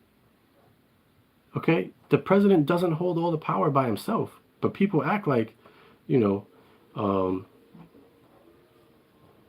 people act like, oh, I agree, Andrew, like Newsmax is terrible. Like, they're far beyond leaning. They actually do lie. They put out lies, which is crazy. But that's because they're not owned by a big corporation. Their rules are slightly different.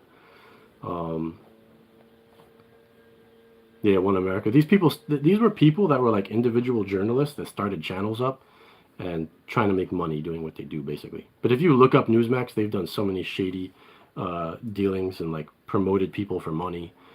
Candidates in politics. They've done all kinds of whacked out stuff. So anybody that switches to Newsmax really doesn't, so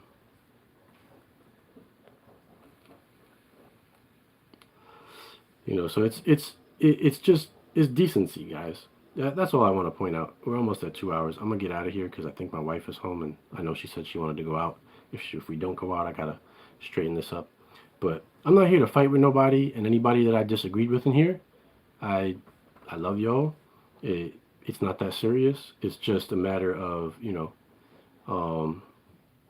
can we change this chat so my guy will work on my shield again? If the shield upgraded to, I haven't turned on my shield. If it has Android 10, then SBMC no longer works on Android 10, because for whatever reason, the forks from 17 don't seem to work on Android 10. You're gonna have to install actual Kodi and set up Gaia again on that, and then it will work.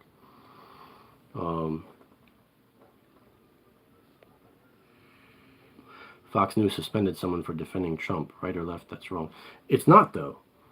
It depends. I don't know the situation. I don't know who they suspended. But Sarah, you got to recognize that Fox News is its own company, and they have their own company standards. And if somebody's boss tells them, don't do that, and you do it, they have every right to fire you. That's just normal company stuff. So I can't say it's right or wrong. It might be wrong from a moral standpoint, but they have every right to do it. So I don't even know what happened. I'm just telling you facts. I only deal in facts. I don't deal in feelings or leaning politics. It's facts and behavior. That's all I care about. So the fact is, if somebody suspended a worker because they defended Trump, if they explicitly were given an order not to defend Trump by their boss in a company, it's like if you work for a company and your boss says, do not, cut this person's bill in half, and you cut it in half anyway, guess what? Your boss is going to fire you. It's a company just like any other company. So legally, I'm sure they had a right to suspend that person or even fire that person. That's just the law. That's the way companies work. Is it morally right? I don't know, because I don't know what they were if they defended him on on stating that there was voter fraud. I'd say that's morally right, because he shouldn't be saying that until he has proof. If they defended him on saying he won the election, I would say that's right. He has no proof that he won the election. You gotta wait until you say things. Please let it go and talk shield. For some reason, if it states no data, Kerry, I believe you're on Android 10. So you're going to have to install Kodi 18 and go from there. If you look on this channel, there's a video I have about setting up Gaia on an Xbox One X. That was using Kodi 18. So you could follow that video and it will work on the Shield just the same. Basically, the whole setup is identical, except you got to install the skin and edit it yourself, because that Gaia skin is not pre-edited for you. But in that video, I show how to set it up. I even believe in my newest Shield setup video, I did it on 17 and 18.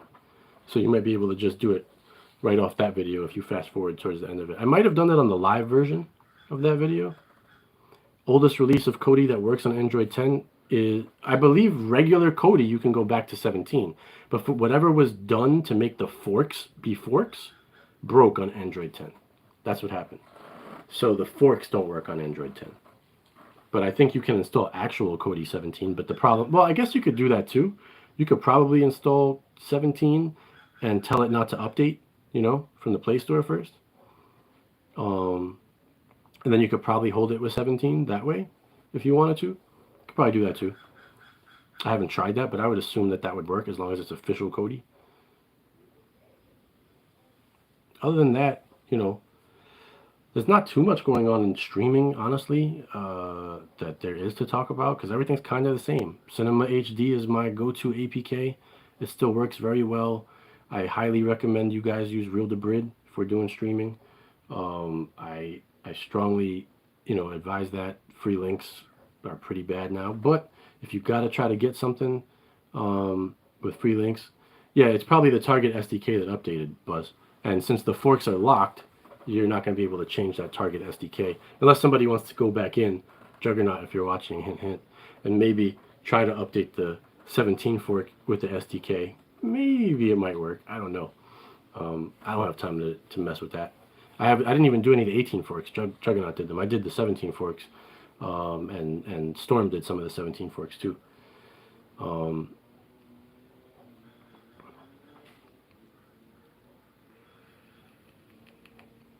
man named Rodney Walker. I would take that bet. Today's hot seat, no question. Yeah, we do have titanium 18 forks. I think, what do we have, Jugs? 18.1 and 18.3, right? Isn't there a fork for 1 and a 18.1 and a fork for 18.3? I think there was 2 forks. But that was the last one we forked. But you could use those too if you're worried about like updating to 19. But I don't mind. I'm kind of interested in 19 when it's actually like 100% when the bugs are kinked out, because I know Gaia's been working on 19 for so long, and I only use Gaia anyway. So I want to see how Gaia behaves on 19. I'm curious, It doesn't mean I'm going to use it. I'm just kind of curious, since they're like the only add-on I've seen that has been working on 19 for such a long time, like the transition. So I'm definitely kind of curious as to what they come up with. What else we got here? All right, troops, take care, my man. But yeah, I mean, I'm basically using Cinema, using Gaia. I got my live sources, same ones. Again, human behavior. Let's take it away from politics for a second. But this is what I mean. Everything comes back down to human behavior and what you put above yourself. So like, Sarah, if you're still in here, I got a great test subject for you, okay? Let's just say I come on YouTube, right? Or forget about me. Let's just say somebody new comes on YouTube and they're a brand new person. They seem pretty nice in general. Maybe they got a decent attitude, whatever. They seem nice. But they go ahead and they make a IPTV review on their channel, and they give you a link to a website to sign up for the IPTV, and they tell you it's great. Okay?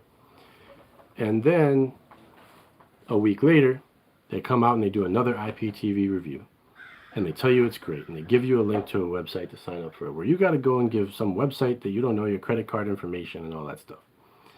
And this person just keeps doing this and keeps making reviews. And we all know that this kind of stuff is under heavy scrutiny. So if you put it on YouTube and you got people, you know, what happens to the people in the comments that say, hey, I signed up? Well, now legally people know you paid for this. So, you know, the law could come down and look at that video later and say, you paid for that, right? What would you think of that person? Like, would you say that that person did something morally questionable, or are you okay with it? You know, like that's a question you got to ask yourself. Let's say they build a whole business out of doing this. And it's different IPTV service after different IPTV service. And, you know, so, so see, Sarah says, heck no. But that person, what they're doing is they're putting their interests before anyone else's. Because they're doing this, they're getting paid to do those reviews by IPTV companies. They're giving out a link to make the IPTV company money, then the IPTV company pays them. It's shady business, you know? And that's exactly what Trump does. So when you don't take away, when you don't think about it from a political realm and you take that out of your mind and you just think about it from human behavior, it's easier to separate the two things. You know, you're doing, when you do things that benefit you over the country, and that's what's happening right now with screaming all this fraud and doing all this stuff without the proof yet, then, you know, it's done in that way. It's just not, I saw that, Yo-Yo, thank you. I know why you did that. And Carrie says, can I do another Gaia install with active links, and can you do a reply me install before the season is over? As soon as I get this room set up, I'll do another Gaia install if you want, but it's not going to be any different than the last one I did because nothing's really changed, you know? It's pretty much the same. If you look at I believe that what it is if you go to my latest Shield video, I mean, it's 2 hours, but Gaia's near the end. It's like the second hour, probably an hour, 15 minutes. I think I started installing it somewhere around there.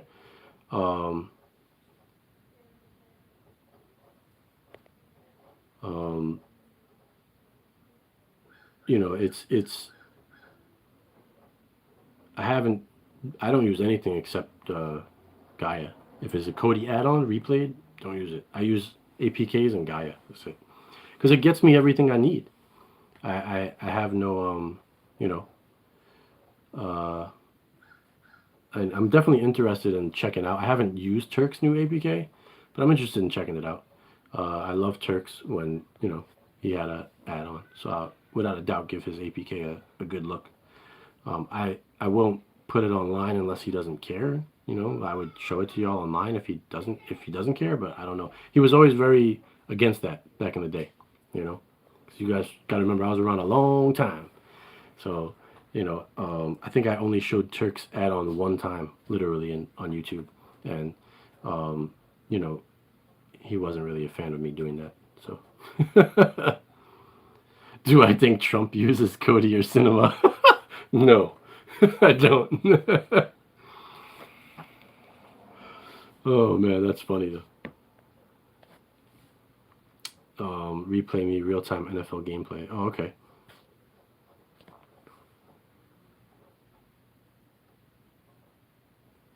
Yeah, so, you know, I don't know if he, you know, how he feels about the APK part of it, because, you know, those guys can get in trouble too, essentially.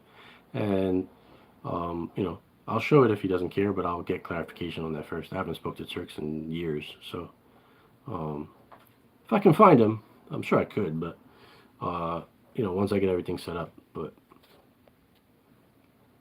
he uses something, but it ain't that. So yeah, guys, I don't know. I'm gonna go check in with the wife because she might be mad that we're not outside yet. I don't know. or maybe she'll tell me we don't have to go out. But I gotta jump off of here. My intention was just to show y'all what was going on with the room and getting the studio back together. So I'm gonna keep working on that. But Kerry, I'll definitely, when I do get back on, I'll do a guide video. You know, not a problem at all. And like I said, any of you guys up in here, don't take offense to what I said. It's not a judgment on you or your politics or your belief if you're a Republican or a Democrat. None of that. It's all about human behavior to me. Stay supreme. And I expect the leaders of the world and the leaders of our country to stay supreme too. So that's why I say what I say. You know, that's what I look for in a leader. You know. So you guys take care. Be good. Love y'all. Miss y'all. I'm gonna keep putting this together. I'll try to go live like from an actual computer, maybe in a couple days if I can get this work done. Depends how long my wife's gonna make me go outside for. But I'm gonna try to be on here soon with y'all. I'll talk to you guys soon. Shrink and Sharon, what's up, Sharon? I'm sorry I missed you during the show. I saw your name pop up a couple times, but I was in the middle of saying something, so I didn't say hi to you. Hi, Sharon. All right, guys. Love y'all. Stay supreme. I'm out of here.